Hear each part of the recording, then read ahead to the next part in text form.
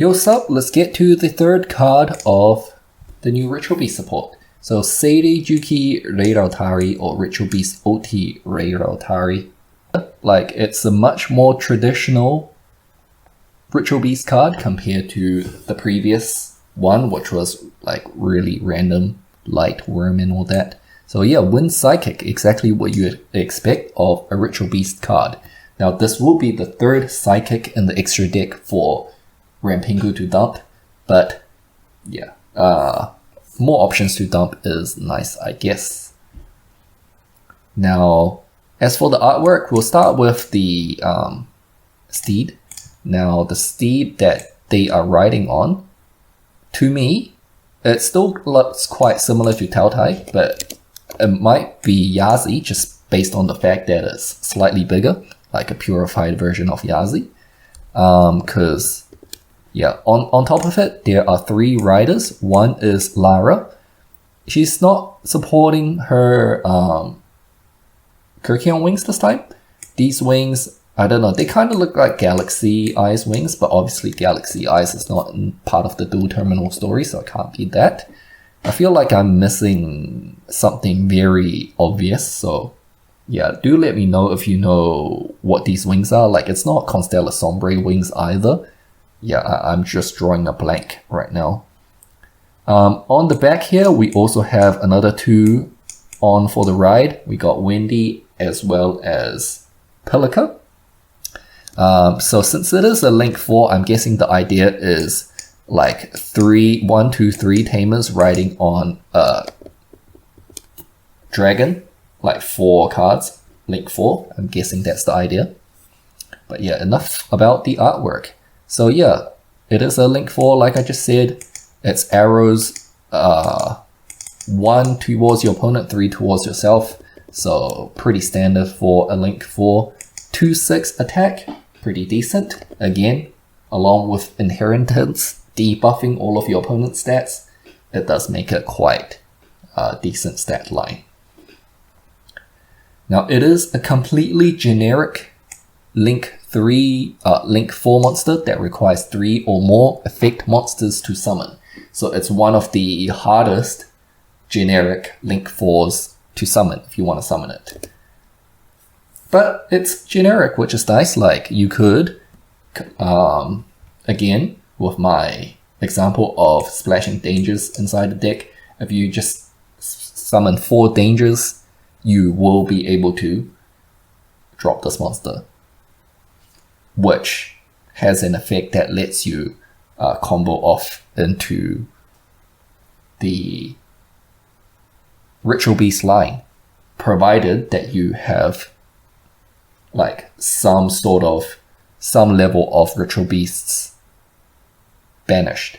Now, I'll go over effect 3 first, since if you are using this as a generic Link 4, this is the effect that you will be looking the most at. Now, this effect is a hard once per turn on your opponent's turn. Quick effect, you can target 1 Ritual Beast card you control and 1 card your opponent controls, banish them. So it can target itself. But obviously, if you're making a Link 4 to banish yourself, just as like a form of hook removal, like that sounds to me that is like pretty bad. Compared to something like Appaloosa, Appaloosa is obviously a better and easier to summon generic Link 4 than Reirautari. You could also IP into SP. You know, like, that's the same thing, except SP is slightly smaller, sure, but it can banish 2. Reirautari only banishes 1. So as like a completely generic Link 4, I don't see many people would consider this. So to me, this is like, again, when I went over Inheritance, this is like a bonus effect of the card, where the main effect of the card is kind of like worth 1 card by itself, and then it just has a couple of bonus effects that are worth like a quarter of a card or something like that. This is one of those effects to me. But it is a quick effect disruption, so a very good bonus effect to have when you consider it a bonus effect and not a main effect. Effect 1 is a continuous effect. Neither player can tribute cards to activate a card effect. Now, the only card that really comes to mind that fulfills this criteria right now to me is enemy controller. Like this, just your opponent cannot activate enemy controller. Yeah. I'll have a think about more cards that this might stop. Obviously, it's not going to stop kaijus and like lava golem, because that's not a cost to activate a card. It's a cost to summon, like a tribute to summon. So it's not going to stop those. The only card on the borderline that I'm not quite sure is Nibiru. So this card can be, like, depending on the ruling, might be a Nibiru out. This, like, the current version of Ritual Beast with all these new support that I'm envisioning in my mind does seem to lose quite hard to Nibiru.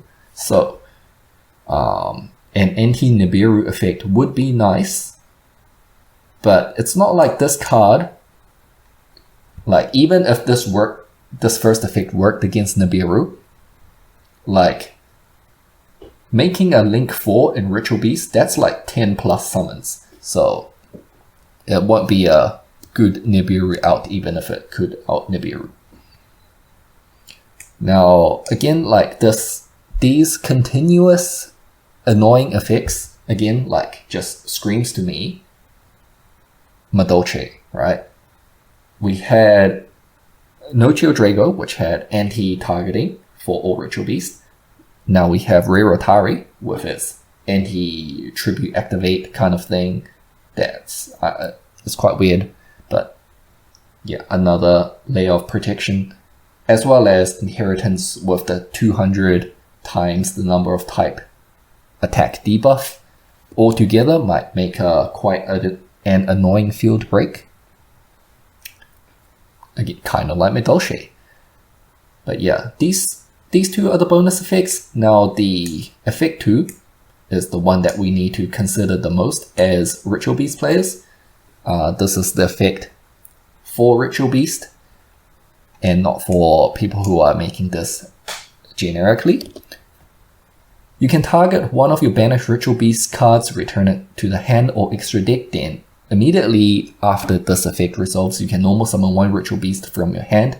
The second effect is a hard once per turn. So we'll dive more deeply into additional normal summons in the next video, because there's another card that Ritual Beast is getting, which grants additional normal summons.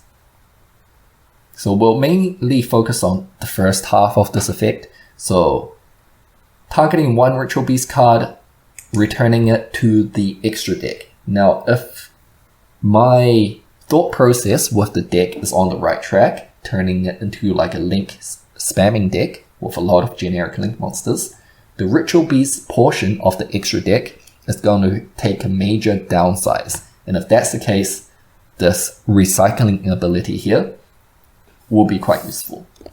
But mainly, most of the time, what you want to be doing is returning like a non-extra deck Ritual Beast to your hand, and then immediately probably summoning that Ritual Beast from the hand.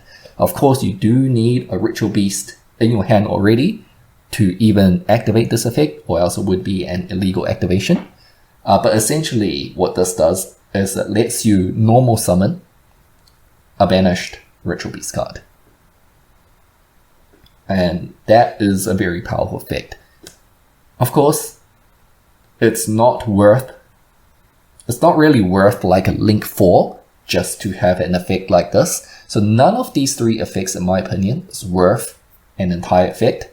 However, if we combine all of these effects, plus the fact that it's a Ritual Beast card, and like Kim Falco's, it doesn't have any summon restrictions on it. In other words, if you, say, use the third effect to banish itself and an opponent's monster, on your turn, it does mean that if you normal summon a win, you can straight up summon Reirautari from the banished zone, like just straight up spiritual summon. That might seem quite nice in terms of link climbing, but it is link 4. Right now, there aren't that many good generic link 5, 6 or higher monsters for a link 4 to be used that way as a link climbing ladder. So that part is not relevant yet. It might be in the future though, but not yet. But it's really nice. Like if you cheat it out like this, it doesn't even have like any like restrictions on it. So you kind of want to always be summoning your link monsters like Kimfalcos or Reirautari with cards like Win or Lara, simply because they do not have that once per turn special summon clause on it. So to get maximum value out of your Ritual Beast special summons, you want to be summoning the link monsters if possible. Now, none of its effects will be negated even if you cheat it out. So if you go normal summon Win, special Reirautari from the banished zone, and then you like use its second effect, for example, grab back a banished, let's say Lara for example, and then normal summoning that Lara immediately, going Lara effect to special summon a, let's say Kimfalcos from your graveyard. That's pretty good. One normal summon has generated a Kimfalcos, 2 Ritual Beasts. Well, I guess they'll both be Ritual Beast Tamers, but it's alright. As well as another Link 2. So you have like Link 2 and like 2 other monsters. You can make another Link 4 if you wanted. You can make like Axis Kotoka and just go straight for game. That seems like a pretty... Yeah, oh yeah, and of course Kimfalcos wouldn't be negated either. So you get like your Kimfalcos normal summon as well. You know, so quite bottlenecky, like obviously like a single imperm on the Win could stop this entire line, but if it's not stopped, you just generate so much free advantage off a single normal summon. Yeah, and of course another thing to note, like this is once per turn, so every turn they fail to deal with Reirautari, you're gonna have the ability to full combo of, like I mentioned, this deck is looking to be a 1-card full combo deck in the future.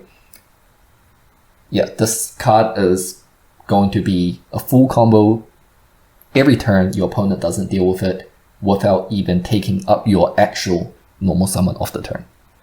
Yeah, and just finally to end it off with a nitpick of mine, I guess, needing 3 effect monsters instead of like 2 or more effect monsters to make this guy is actually really... I'm actually quite sad about it, because you can't make it with Zephyr Metatron, so you can't normal summon Zephyr Pilica, bring back a Zephyr Metatron from your graveyard, and then go straight into Reirautari. In my opinion, lost opportunity, but I don't know, that is probably like, again, an intentional nerf by Konami to not let people do things like that.